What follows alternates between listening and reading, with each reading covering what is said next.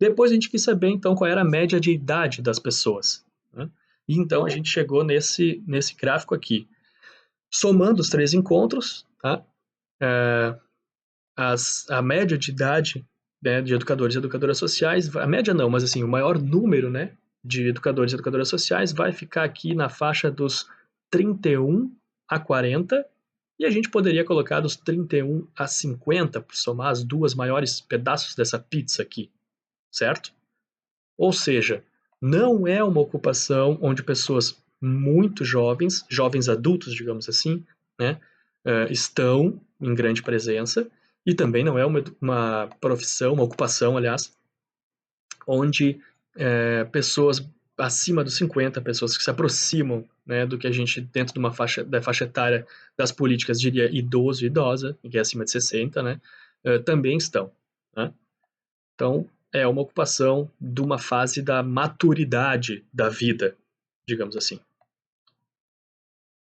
Aqui é só a comparação da faixa etária por ano, para ver se havia alguma alteração, né, de um ano para o outro. Essa análise não é tão interessante aqui para nós, tá?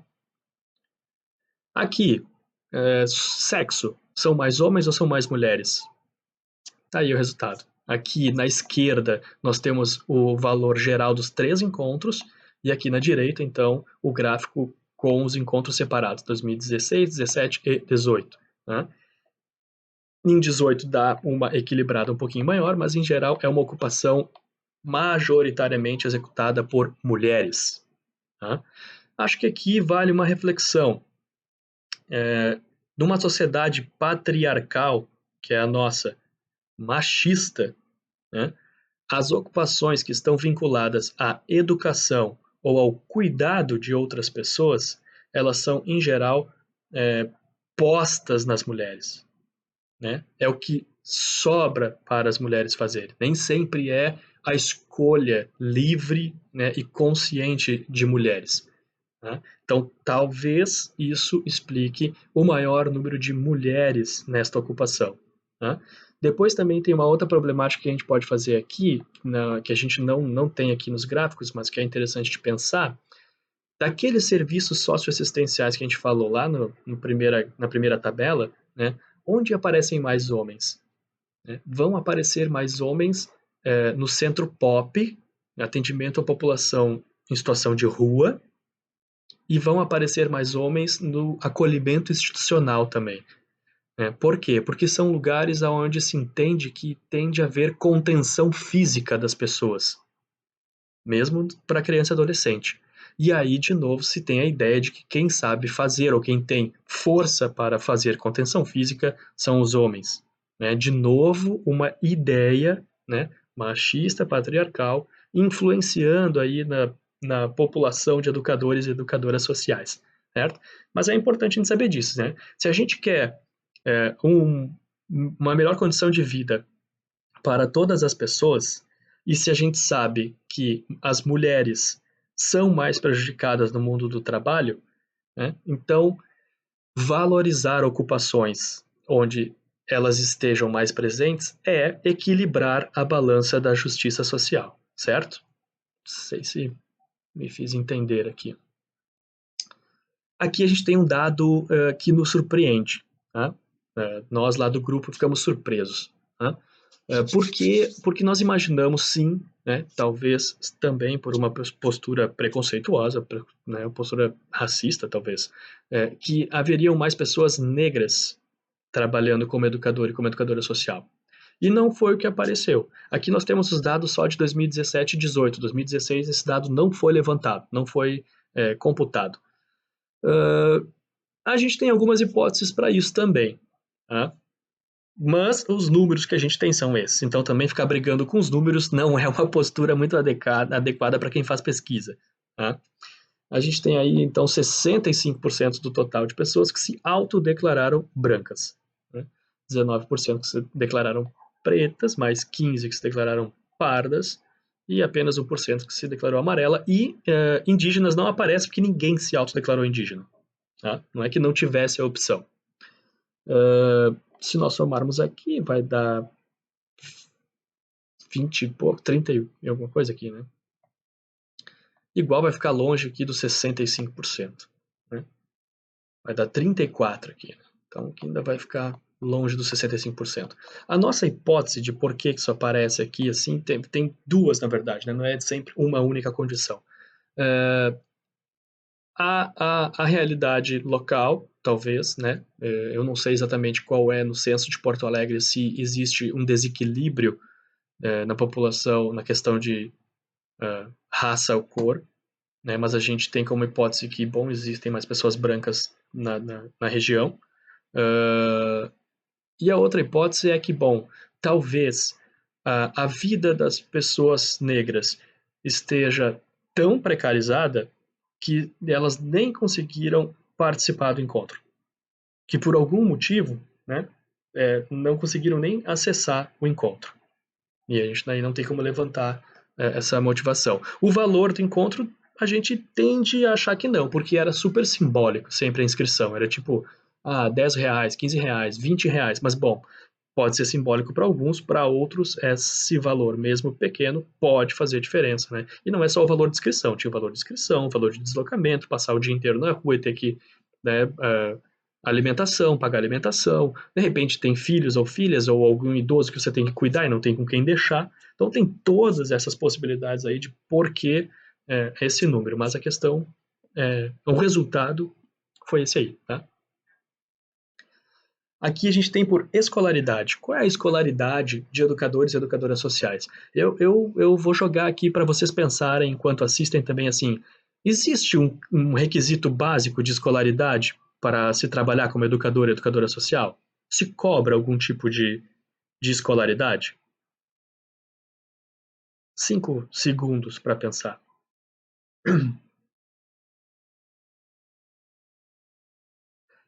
Bom, no Brasil, não.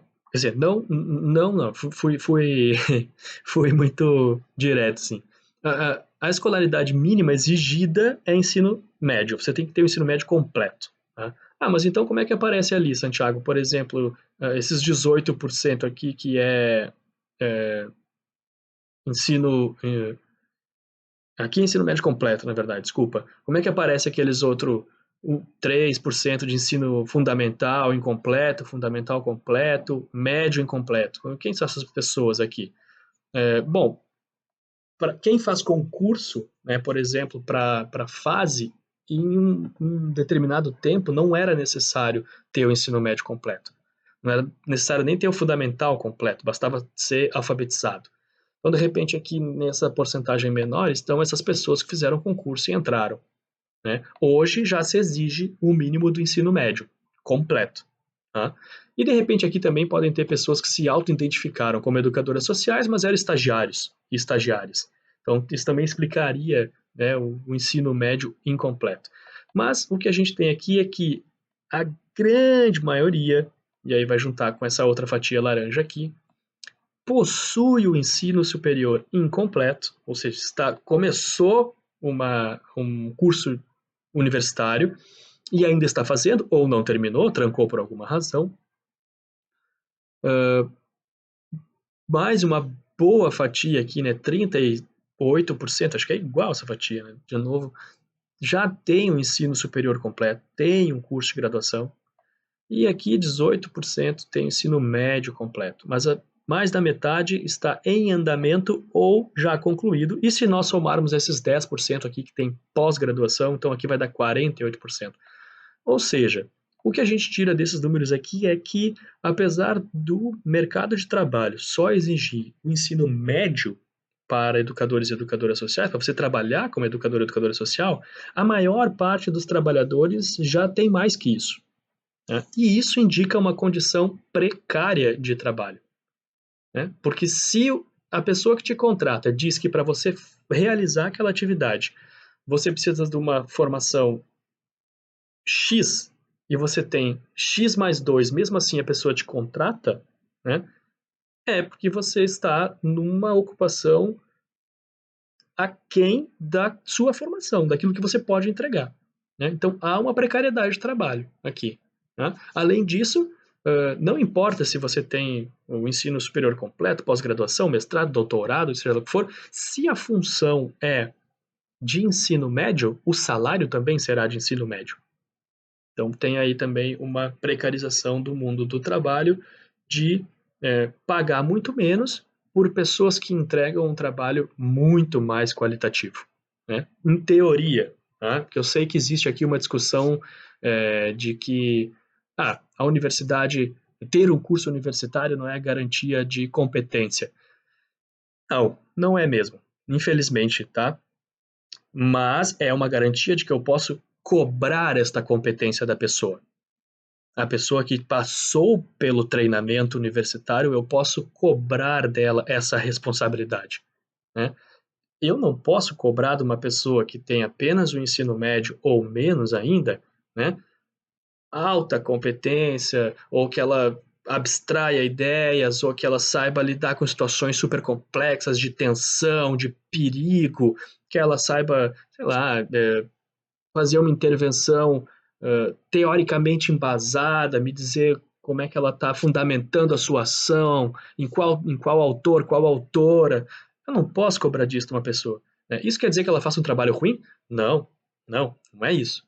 A questão é, se essa cobrança for grande e essa pessoa não teve o acesso ao treinamento, isso está errado. Né? E a gente sabe que a cobrança e a pressão sobre o trabalho de educadores e educadoras sociais é grande, né? É muito grande. Você vai trabalhar aí misturando sociologia, psicologia, assistência social, uma série de campos do saber e do fazer humano, certo? Então, é, salário mensal, salário próximo, né? O que a gente tem aqui é uma média também, né? De entre 1.300 e 1.600 reais. Ah, mas tem aqui também mais de 2.000. Bom, mas quando a gente cruza essas informações com aonde a pessoa trabalhava, se a pessoa era contratada por uma empresa ou se ela era concursada, a gente vai ver que esse acima de 2.000, em sua grande maioria, são pessoas concursadas. Por isso estoura esse salário, né? E aí isso desequilibra um pouco a informação, né? Porque eu não posso dizer que a média de salário é 2.000 reais, quando na verdade, sei lá, eu de 100 educadores e educadoras sociais eu tenho só 10 concursados e 90 contratados, né? Então esse dado também ele certamente pode ser mais considerado o lado de cá. Né? Hoje, como isso aqui é 2016, 17, 18, hoje esse salário está um pouquinho melhor. Hoje esse salário provavelmente está em torno desse 1.600 e 2.000 reais aqui, tá? Como média. Embora agora, no momento da pandemia, o salário de todo mundo tenha caído pelo menos 25%. Né? Mas a média salarial é essa, sim. É ganhar mais de 2.000 reais trabalhando como educador e educadora social é luxo, neste momento, em Porto Alegre, certo? Aqui a gente tem uma comparação dos 2 anos. É sempre assim, né? O gráfico pizza todos os anos junto, ou os três, ou os dois, depende das informações, e o de baixo, o separado, são os anos em comparação. Né? Vínculo empregatício, aquilo que eu falei para vocês, ó.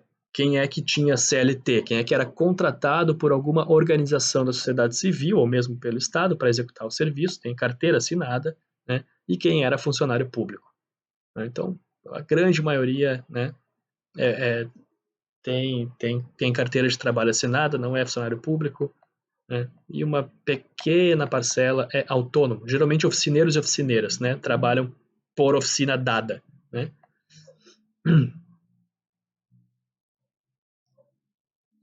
Aqui é onde trabalham, né? Se na abordagem social, aliás, desculpa, aqui é a média de salário por serviço, quer dizer, em qual serviço paga melhor, né? Bom, segundo aqui nossos gráficos, o serviço que melhor paga é a abordagem social.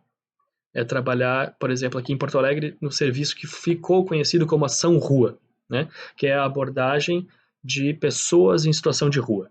No início, aqui em Porto Alegre, as equipes da Ação Rua abordavam só criança e adolescente, e hoje a intervenção é intergeracional, ou seja, todas as faixas etárias, né? Adultos, idosos, crianças, todo mundo é atendido pelo serviço especializado de abordagem social. E é o que melhor paga, né? Quais são os serviços que pior pagam para educadores e educadoras sociais? Acolhimento institucional, né? Tem uma média bem marcada, né? E o serviço de convivência e fortalecimento de vínculos, né? O sistema socioeducativo é a fase ou a FPE. É a fase. O sistema socioeducativo é a fase, né? E também paga bem, por quê? Porque no sistema socioeducativo a grande maioria é concursado. Então tem isso também, né? Aqui deixa eu ver, serviço ou programa em que trabalha em comparação, onde estão, né? Onde tem mais educadores e educadoras sociais dentro dos serviços socioassistenciais. Isso a gente já tinha visto naquela primeira tabela, né? Ó, aqui a parte vermelha do gráfico, a fatia vermelha do gráfico é acolhimento institucional, são os abrigos, e a parte azul é o serviço de convivência e fortalecimento de vínculos, né? Então, são os dois serviços que mais contratam educadores e educadoras sociais. Onde é que está o serviço de abordagem social? Aquele que paga mais, Santiago? Sistema socioeducativo, vai estar aqui no outro. Aqui, abordagem social. É apenas 7%. Ou seja, paga bem, mas também tem poucas vagas.